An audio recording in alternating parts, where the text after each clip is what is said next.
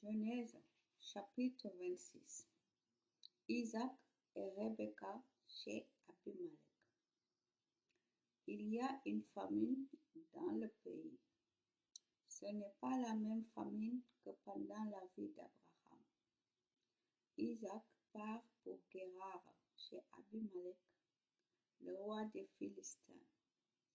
Le Seigneur se montre à Isaac et il lui dit, ne pars pas en Égypte, mais va habiter dans le pays que je te montrerai.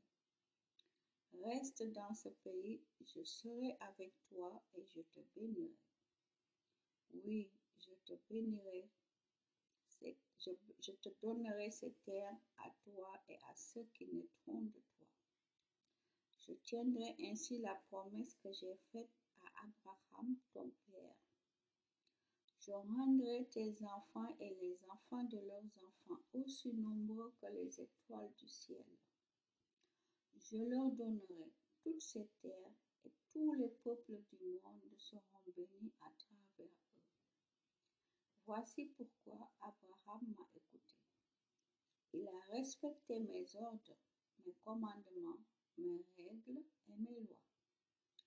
Isaac s'installe à Guérar.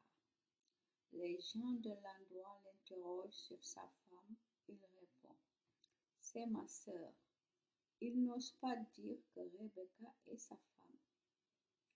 Il a peur que les gens le fassent mourir à cause d'elle. En effet, Rebecca est très belle. Isaac est là depuis longtemps. Un jour, Abimelech, roi des Philistins, regarde par la fenêtre. Il voit Isaac en train d'embrasser sa femme Rebecca. Abimelech le fait venir et lui dit, c'est sûrement ta femme. Tu as dit qu'elle était ta sœur. Pourquoi donc? Isaac lui répond, j'ai dit cela parce que j'avais peur de mourir à cause d'elle. Abimelech continue, qu'est-ce que tu nous as fait là? Un peu plus et quelqu'un de mon peuple aurait couché avec ta femme et tu nous aurais rendus coupables. Abimelech donne cet avertissement à tout le peuple. Si quelqu'un touche à cet homme ou à sa femme, je le ferai mourir. Isaac sème dans les champs de ce pays et cette année-là, il récolte 100 fois ce qu'il a semé. Le Seigneur le bénit. Ses biens augmentent sans cesse et il devient de plus en plus riche. Il possède des troupeaux de moutons, de chèvres et de bœufs et beaucoup de serviteurs. Isaac passe un accord avec Abimelech. Les Philistins sont jaloux d'Isaac. Quand Abraham, son père, vivait, ses serviteurs avaient creusé des puits. Les Philistins se mettent donc à boucher tous ces puits en les remplissant de terre. Abimelech dit à Isaac, tu es devenu beaucoup plus puissant que nous. Pars d'ici. Isaac part de là. Il campe dans la vallée de Guérar où il s'installe. Au temps d'Abraham son père, on avait creusé des puits et les Philistins les ont bouchés après la mort d'Abraham. Alors Isaac les fait creuser de nouveau. Il leur donne les mêmes noms que son père leur avait donnés.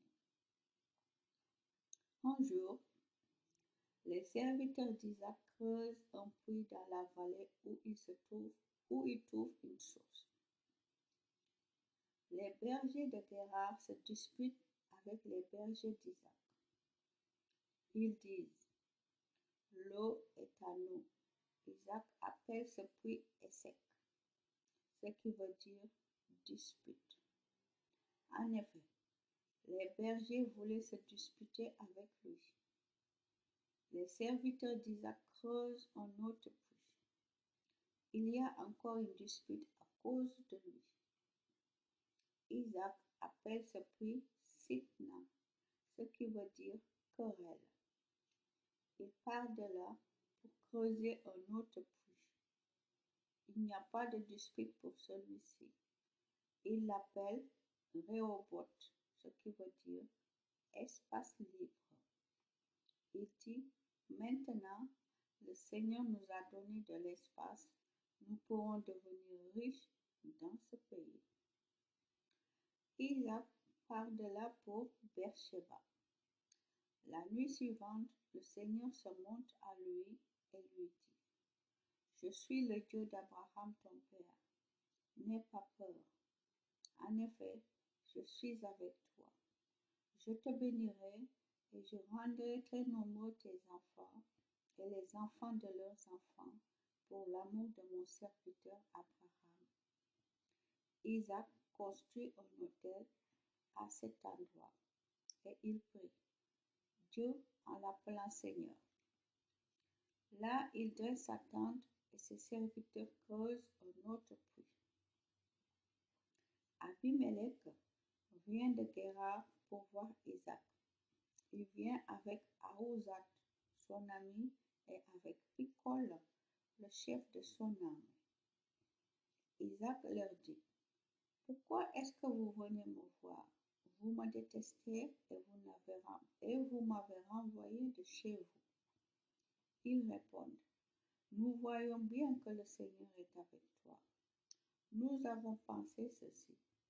Il faut faire la paix entre nous, une paix établie par un serment. Passons un accord avec toi. Jure de ne pas nous faire de mal. En effet, nous ne t'avons rien fait de mal. Nous t'avons fait seulement du bien et nous t'avons laissé partir en paix. Maintenant, tu es un homme béni du Seigneur. Isaac leur sert un grand repas. Ils mangent et ils boivent. Le jour suivant, ils se lèvent tôt le matin et chacun fait un serment envers l'autre. Isaac leur dit au revoir et ils se quittent dans la paix. Le jour même, les serviteurs d'Isaac viennent lui apporter des nouvelles d'un puits qu'ils sont en train de creuser. Ils disent, nous avons trouvé de l'eau. Isaac appelle ce puits Shiba, ce qui veut dire serment. C'est pourquoi aujourd'hui encore, la ville s'appelle Beersheba, c'est-à-dire le puits du serment. Le mariage d'Ésaü. Ésaü a 40 ans quand il se marie avec deux femmes hittites, Yehudit, la fille de Béri, et Basmat, la fille d'Élon, et rendent la vie difficile à Isaac et à Rebecca.